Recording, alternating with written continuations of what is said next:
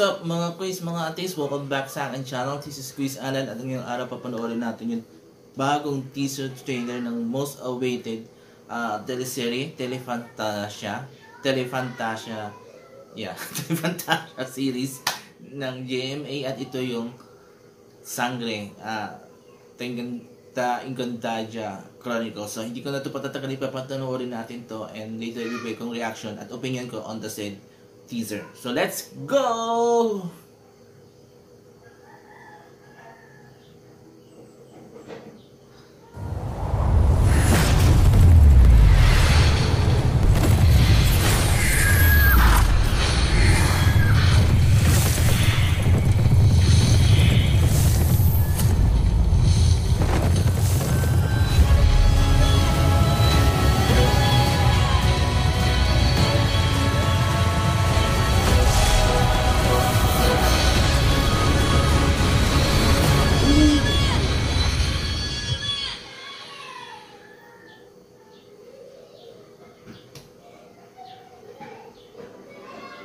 Okay, dahil pa napanood natin yung teaser, ang iksi lang, mga around 30 seconds. So,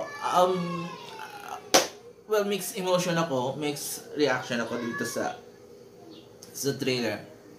Yes, maganda yung teaser. Maganda yung mga camera angles, especially pinaka-paborito kong camera angle dito is yung pumunta yung camera in between these four, diba?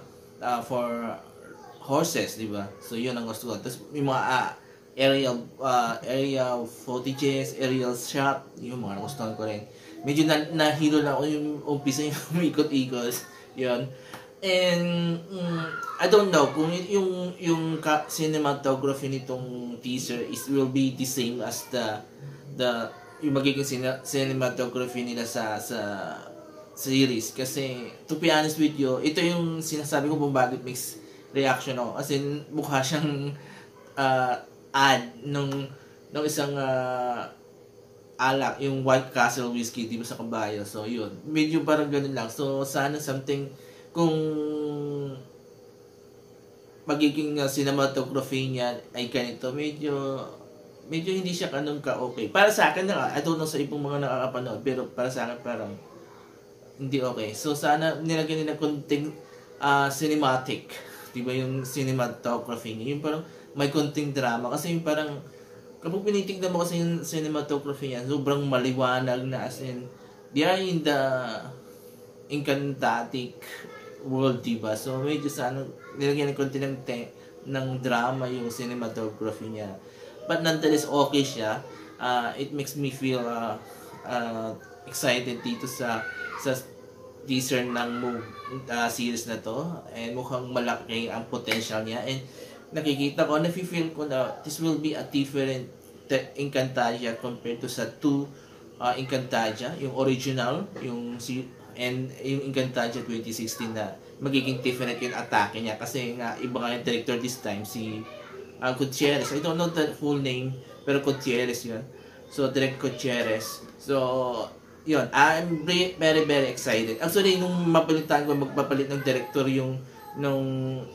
itong Encantadia, kung saan ang papalit niya, ito si Gutierrez, sa isang director dati ng ang Provinciano. Na-excite ako kasi may issue ako kasi dati kay Direct Mark Reyes. So, nasabi ko na yung tapas na parang may mga si Mark na parang obvious na nasa kakahon yung mga scene niya, di ba?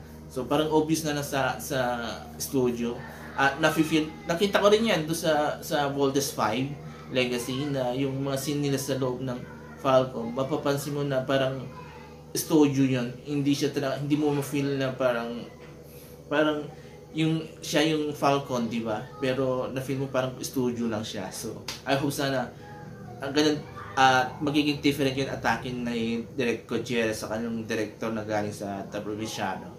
And ang maganda dito, maayos na rin yung fight scene, kasi isa rin yung problema to sa Encantadia is yung fight scene, kasi ito isang napapansin ko in the past na Encantadia series, yung fight scene parang para sila nagre-rehearse, para sila nagpa-practice, di ba? So I hope dito mababago rin kasi nga papasok kasama sa director dito yung director ng dating director ng ang probinsyana, and alam natin ang ganda yung mga fight scenes nito. So I hope maayos. So again, teaser pa lang to. So malayo pa. So I'm sure marami pong lalabas ng mga teasers, and soon lalabas na yung full trailer nito, and still na-excite pa rin ako despite na medyo mixed reaction nga ako dito sa teaser nito. I'm still hoping mataas pa rin yung expectation ko, because nga nabanggit ko na kanina, new directors, new attack to sa mga scenes, di ba? So they were hoping na magkaroon na rin bago doon sa mga fight scenes, and yun, so lahat. So hopeful pa rin ako, mataas pa rin ang expectation ko dito sa Sangre Encantados's Chronicle. So there you go. Kayo mga quiz, mga atheist, nagustuhan nyo ba yung tawag dito, itong bagong teaser ng Sangre? Mag-comment kayo dito sa baba, at kung nagustuhan nyo naman yung binigay kong comment o reaction dito sa teaser na to, mag-comment kayo dito sa baba, and I will read all your comments, and I will try to interact with you guys. So maraming salamat. Have a nice day, and bye-bye.